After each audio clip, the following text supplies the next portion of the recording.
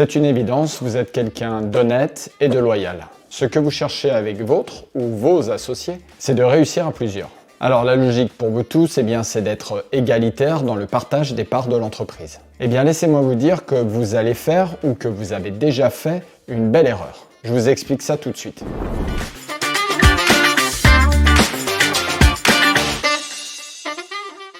Alors ce sujet peut être délicat, mais je vous l'assure, il est ô combien important pour assurer la pérennité de votre entreprise. À mon sens, et pour en avoir fait les frais quand j'avais 3 associés, tout le problème vient de 2 croyances malheureuses. Premièrement, vous vous dites que si chaque associé est égalitaire, alors chacun s'impliquera de la même façon, à la même hauteur et dans le même but. Deuxièmement, vous vous dites aussi que s'il y a une égalité entre associés, cela est égal à tranquillité et pérennité.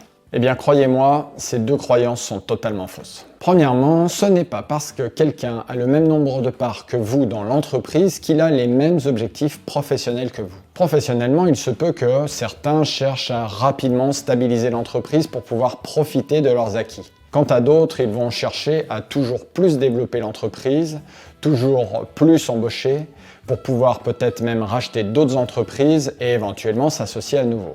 Deuxièmement, ce n'est pas parce que quelqu'un a le même nombre de parts que vous dans l'entreprise qu'il a la même énergie à mettre que vous dans son travail. Et oui, pour des raisons personnelles ou autres, vous allez peut-être vouloir travailler 6 jours sur 7, 12 heures par jour, quand votre associé, lui, ne voudra ou ne pourra travailler que 8 heures par jour, 5 jours par semaine. Le problème dans tout ça, c'est que lorsque l'on parle d'associés égalitaires, on parle aussi, et bien souvent, de rémunération équivalente. Alors je vous laisse imaginer ce que ça peut donner à long terme quand un associé travaille 72 heures par semaine et que l'autre travaille 40 heures par semaine pour un salaire équivalent. Troisièmement, ce n'est pas parce que quelqu'un a le même nombre de parts que vous dans l'entreprise qu'il a les mêmes ressources financières que vous. Je m'explique. Quand en fin d'année, l'entreprise va devoir définir de l'affectation de son résultat, vous allez peut-être souhaiter laisser cet argent et ce résultat dans l'entreprise pour renforcer sa trésorerie et pérenniser votre activité. Mais votre associé, lui, pour des raisons et des fins purement personnelles, souhaitera peut-être tout simplement récupérer ses bénéfices. Et si au contraire, en fin d'année, le sujet n'est pas de récupérer du résultat, mais de combler un déficit. Vous et votre associé pourrez ou non vouloir ou pouvoir combler ce déficit par l'apport de fonds personnels. Quatrièmement, ce n'est pas parce que quelqu'un a le même nombre de parts que vous dans l'entreprise et que vous vous entendez très bien que cela garantit la pérennité de votre relation. La bonne entente entre chaque associé n'est pas définie par un nombre de parts, mais bien par une communication transparente et la même volonté de toujours trouver des solutions à vos problèmes. Alors ce qu'il faut bien comprendre quand on veut réussir à la tête d'une entreprise, c'est qu'il faut limiter les risques.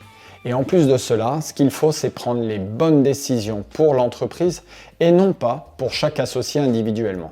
Et là aussi, c'est certain, pour limiter les risques dans une entreprise, il faut toujours qu'une décision puisse être prise, qu'une situation puisse toujours être débloquée. Mais le problème, c'est que si vous êtes associé parfaitement égalitaire et en désaccord absolu, aucune décision ne pourra être prise dans l'entreprise et ce sera la liquidation assurée. D'autre part, bien piloter une entreprise à plusieurs n'a rien à voir avec le nombre de parts que chacun détient. Ce qui compte avant tout, c'est que les rôles, missions et responsabilités de chacun soient clairement définis, acceptés de tous, complémentaires et portés à l'écrit. Alors pensez bien à tout ça si vous êtes concerné ou quand vous serez concerné. Alors si vous aussi, vous voulez véritablement structurer et pérenniser votre entreprise, seul ou à plusieurs, vous n'avez qu'une chose à faire, cliquez sur le lien en dessous de cette vidéo pour accéder à ma formation gratuite permettant de créer et développer une entreprise du bâtiment rentable sans passer toute votre vie au travail. Je vous dis, je l'espère, à très bientôt et d'ici là, prenez soin de vous.